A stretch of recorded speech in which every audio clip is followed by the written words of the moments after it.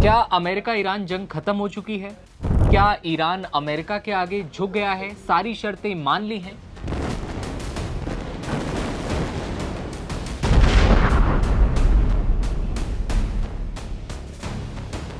अमेरिकी राष्ट्रपति Donald Trump ने तो यही दावा किया है। ट्रंप ने कहा कि अमेरिका ने ईरान के साथ युद्ध का एक शानदार निपटारा सेटलमेंट कर लिया है। मुझे नहीं पता कि आपने सुना या नहीं, लेकिन हमने आज ईरान के साथ युद्ध खत्म कर दिया। उन्होंने यानी कि ईरान ने यह मान लिया है कि वे कभी भी परमाणु हथियार नहीं बनाएंगे।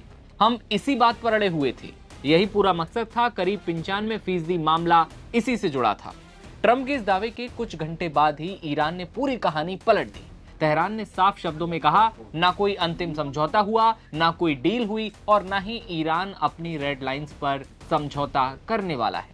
ट्रंप के बयानों से बिल्कुल उलट ईरानी प्रवक्ता इस्माइल बगई ने सख्त लहजे में चेतावनी दी है कि अमेरिकी कार्रवाइयों और उनकी सैन्य हरकतों की वजह से हॉर्मुज का पूरा इलाका पहले के मुकाबले अब और भी कम सुरक्षित रह गया है। ईरान ने अमेरिका पर गंभीर आरोप लगाते हुए कहा कि भारतीय वाणिज्यिक जहाजों पर हाल ही में हुए क्रूर अमेरिकी हमले, जिसमें कम से कम 3 भारतीय नागरिक मारे गए हैं, अमेरिका की सशस्त्र डकैती और राज्य प्रायोजित समुद्री डकैती की निरंतर नीति का एक स्पष्ट और जीता जागता सबूत है। ईरानी विदेश मंत्रालय ने कहा कि दोनों देशों के बीच कोई अंतिम समझौता अब तक नहीं हो पाया है। ऐसी खबरें सिर्फ अटकलें हैं। ईरान ने अब तक किसी भी समझौते पर अंतिम फैसला नहीं लिया। हम अपनी रेड लाइंस पर कभी भी समझौता नहीं करेंगे। यानी अमेरिका के राष्ट्रपति ट्रंप साहब एक तरफ ईरान से समझौते को इतने ज्यादा बेताब हैं कि डील डन करने का दावा कर रहे हैं, लेकिन ईरान अब भी अपने परमाणु कार्यक्रम और हॉर्मुज पर झुकने को तैयार नहीं है।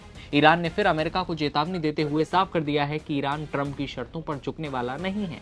बघेई ने अंतर्राष्ट्रीय समुदाय से अपील की कि वैश्विक शांति, सुरक्षा और नौवहन की स्वतंत्रता को खतरे में डालने वाले अमेरिका के इस कानून विहीन आचरण के लिए उसे पूरी तरह जवाबदेह ठहराया जाना चाहिए।